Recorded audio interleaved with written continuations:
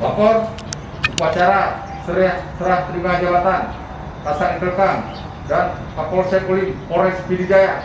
Siap, dimulai. Syederalun Kapolres Pd Jaya AKBP Musbah Niam memimpin upacara serah terima jabatan Kepala Satuan Intelkam dari Ibtu Mawardi kepada Ibtu Budiono di halaman Mapolres setempat Gampong Tengklut, Kecamatan Teringgading, Jumat 25 Februari. Seperti diketahui, Ibtu Mawardi dipindahkan menjadi Kasat Intelkam di Mapolres Pd. Sementara itu, Ibtu Budiono sebelumnya menjabat sebagai Kapolsek Ulim.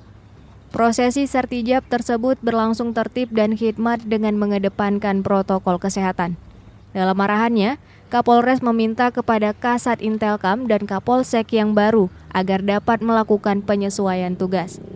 Kepada Ibtu Mawardi, pihak Polres Pijai memberikan apresiasi yang sebesar-besarnya atas dedikasi serta kontribusi dalam menjalankan tugas selama 2,5 tahun dengan memberikan layanan maksimal kepada masyarakat Pd Jaya.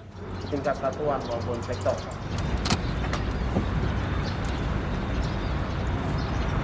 Dari Merdu, Idris Ismail, Serambion TV.